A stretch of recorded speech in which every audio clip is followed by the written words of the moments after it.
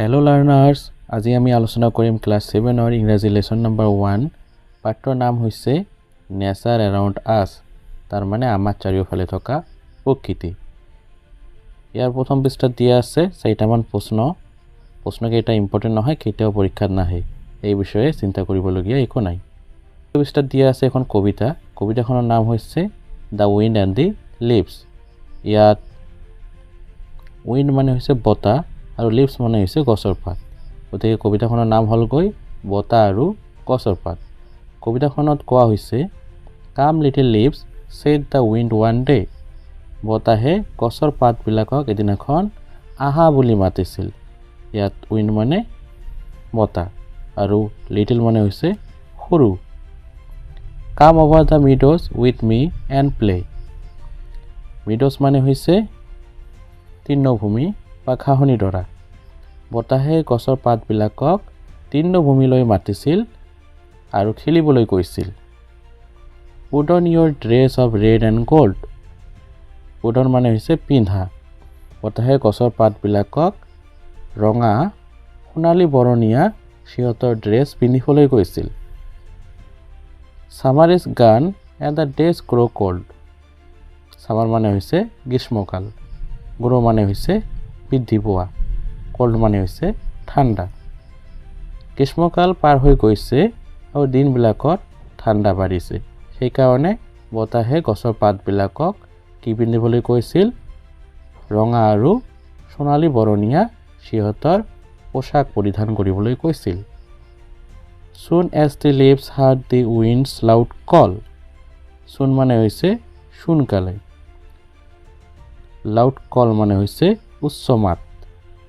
গছৰ পাতবিলাকে বতাহৰ উচ্চ মাত শুনাৰ লগে লগে down they came fluttering one and all. Fluttering মানে হৈছে উৰি উৰি, ওৱান এণ্ড অল মানে হৈছে এটাৰ পিছত আনটো। তো বতাহৰ উচ্চ মাত শুনাৰ লগে লগে গছৰ পাতবিলাকে কি কৰিছিল? সিহঁতে ওপৰৰ পৰা তললৈ নামি আহিছিল উৰি উৰি এটাৰ পিছত আনটোকে। Over the brown fields they danced and flew. Danced মানে হৈছে নাচা, ফ্লিউ মানে হৈছে উৰা। তো মুগা বৰণীয়া পথাৰখনৰ ওপৰত গছৰ পাতবিলাকে কি কৰিছিল? নাচিছিল আৰু উৰা মাৰিছিল। Singing the soft little songs they knew. Songs মানে হৈছে গান, নিউ মানে হৈছে জনা, ছফ্ট মানে হৈছে মৃদু কোমল। গছৰ পাতবিলাকে যিবিলাক সৰু সৰু মৃদু গীত জানিছিল সেইবিলাক গাই গাই কি কৰিছিল? সেই মুগা বৰণীয়া তৃণভূমি বা ঘাঁহনি ডৰাৰ ওপৰত নাচিছিল আৰু উৰা মাৰিছিল। Cricket goodbye we've been friends so' long. ইয়াত ক্ৰিকেট মানে হৈছে এক ধৰণৰ পোক আৰু ছ' লং মানে হৈছে বহুত দিন ধৰি। গছৰ পাতবিলাকে সৰু সৰু উই চিৰিংগা পোকবিলাকক কি কৈছিল? বিদায়, আমি ইমান দিন ধৰি, আমি বহুত দিন ধৰি বন্ধু আছিলোঁ, এতিয়া কি কৰিব লাগিব? আমি গুচি যাব লাগিব। কোনে কৈছিল? গছৰ পাতবিলাকে কৈছিল। কাক কৈছিল? উই চিৰিংগা পোকবিলাকক কৈছিল। লিটিল ব্ৰুক ছিং আছ ইয়ৰ ফেয়াৰৱেল ছং। ব্ৰুক মানে হৈছে সৰু নৈ বা ঝৰ্ণা আৰু ফেয়াৰৱেল মানে হৈছে বিদায় উৎসৱ। সৰু সৰু নৈ বা ঝৰ্ণাক গছৰ পাতবিলাকে সিহঁতৰ বিদায় গীত গাই গাই সিহঁতক বিদায় জনাবলৈ অনুৰোধ কৰিছিল, কৈছিল। চে ইউ আৰ চৰি টু চি আছ গ'। চে মানে হৈছে কোৱা, চৰি মানে হৈছে দুখ পোৱা। গছৰ পাতবিলাকে সৰু যিটো কি আছিল? নৈ আছিল, ঝৰ্ণা আছিল, সিহঁতে বিদায় লোৱা দেখি সেই সৰু নৈটোৱে যে দুখ পাইছে সেইটো ক'বলৈ কৈছিল। ইউ উইল মিছ আছ ৰাইট ৱেল উই ন'। মিছ মানে হৈছে কাৰো অভাৱ অনুভৱ কৰা, ৰাইট ৱেল মানে হৈছে ভালদৰে, আৰু ন' মানে হৈছে জানা।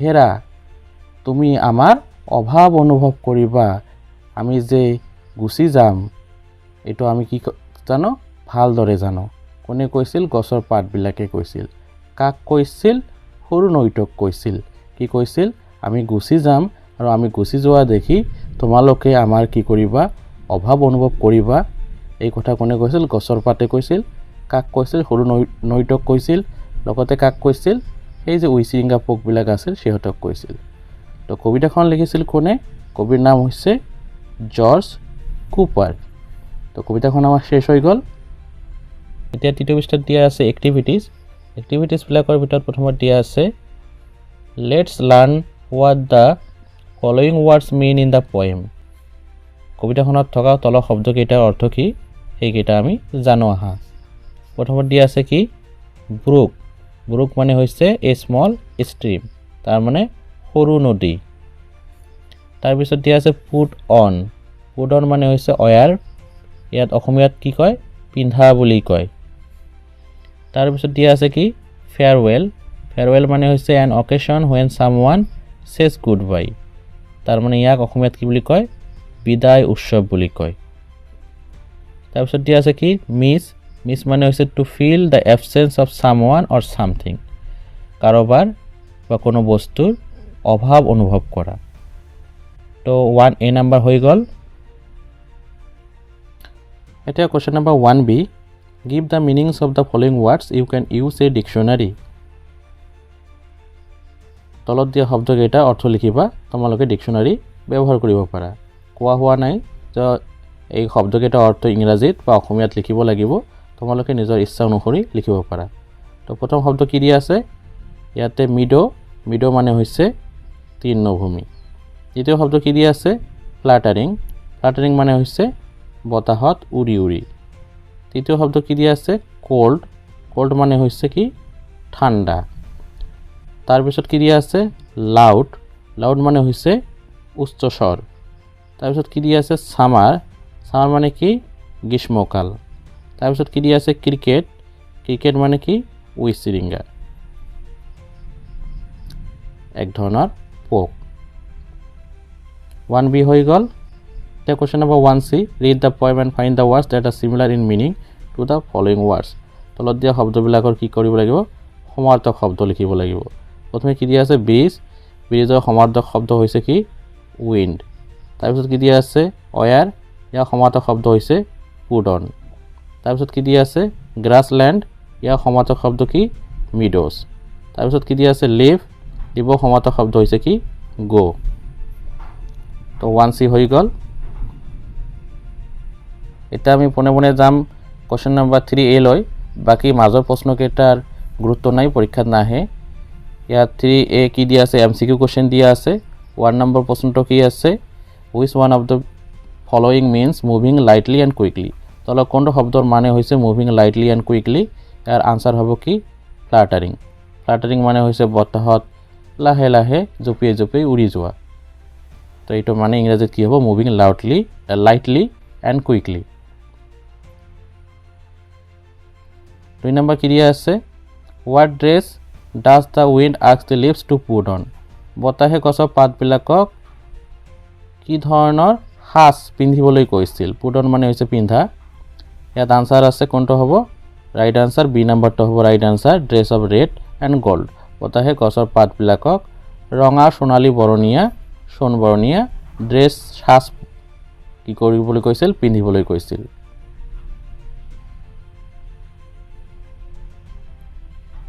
3 number question how did the leaves respond to the loud call of the wind গছৰ পাতবিলাকে বতাহৰ উচ্চ মাতক কেনেদৰে সঁহাৰি জনাইছিল ৰেসপন্ড মানে হৈছে সঁহাৰি জনোৱা বা প্ৰতিক্ৰিয়া দেখুৱা লাউড কল মানে হৈছে উচ্চ মাত তো ইয়াত আনসাৰ কোনটো হ'ব এ নম্বৰটো হ'ব correct answer by fluttering down 1 by 1 বতাহৰ উচ্চ মাত শুনি গছৰ পাতবিলাকে কি কৈছিল তলত এটাকে নামি আহিছিল তো 3 নম্বৰ হৈ গ'ল এটা question number 4 who heard the winds loud call কোনে বতাহৰ উচ্চ মাত শুনা পাইছিল লাউড কল মানে উচ্চ মাত হাৰ্ড মানে হৈছে শুনা পোৱা ইয়াৰ আনসাৰ কোনটো হ'ব ৰাইট আনসাৰ ইয়াৰ ৰাইট আনসাৰ হ'ব সি নম্বৰ দ্য লিভস গছৰ পাতবিলাকে বতাহৰ উচ্চ মাত শুনা পাইছিল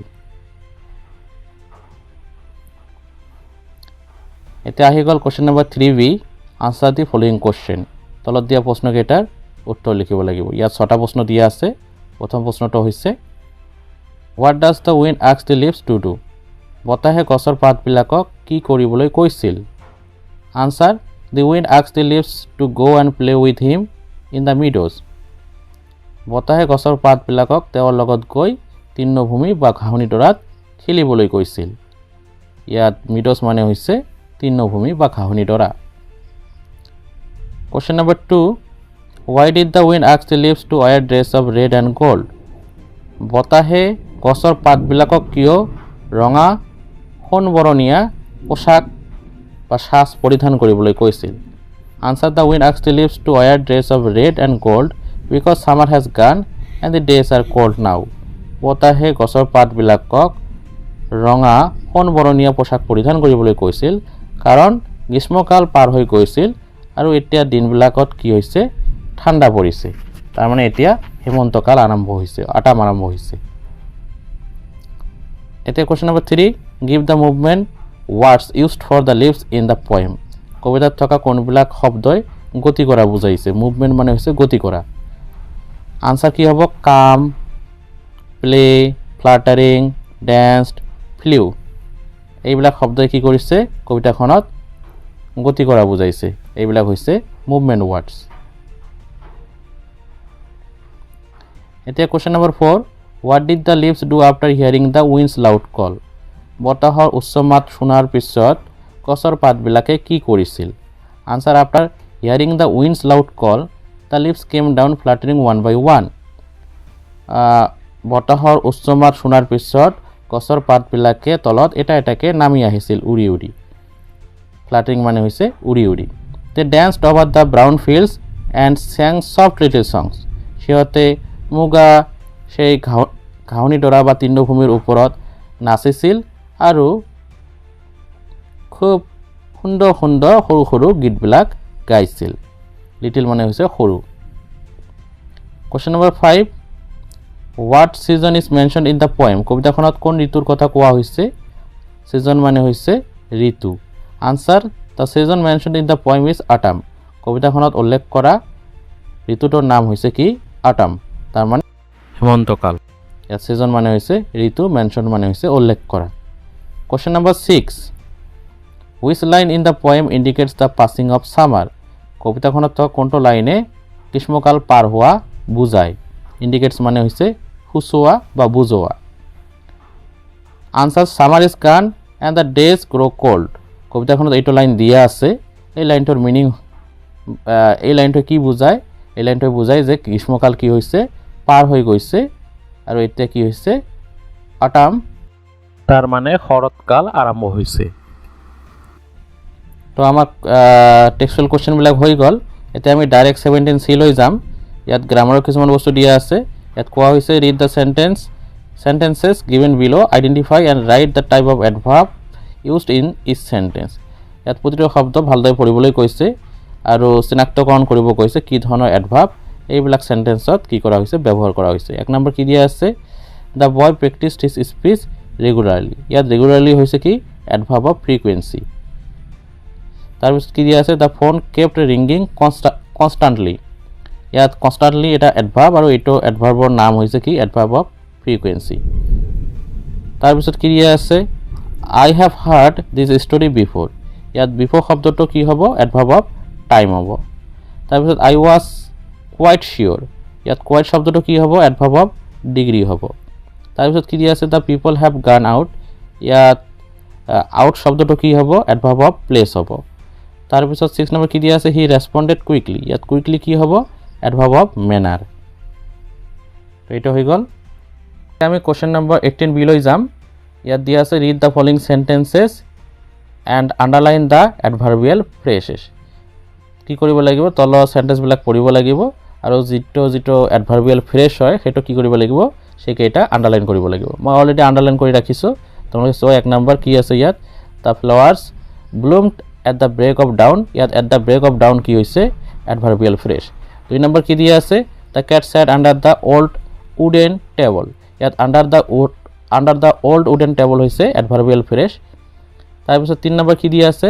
she cross the road in a very careful manner ইয়াত in a very careful Menar হৈছে एडभार्बियल फ्रेज 4 নম্বৰ কি দিয়া আছে উই ran down the hill as fast as we could ইয়াত down the hill as fast as হৈছে एडभार्बियल फ्रेज তাৰ পিছত 5 number কি আছে the children are playing in the park ইয়াত in the park হৈছে एडभार्बियल फ्रेज 6 নম্বৰ কি দিয়া আছে I will see you in the morning ইয়াত in the morning হৈছে एडभार्बियल फ्रेज তো কোশ্চেন নম্বৰ 18 বি হৈ গল তাৰ মানে আমাৰ মোটামুটি পাঠ্য চ্যাপ্টাৰটো শেষে হৈ গল তোমালোকৰ যদি কোনো আৰু প্ৰশ্নৰ বিষয়ে সুধিবলগীয়া থাকে তোমালোকে কমেন্টত মোক জনাবা ভিডিওটো ধৈৰ্য সহকাৰে চোৱাৰ কাৰণে বহুত বহুত ধন্যবাদ।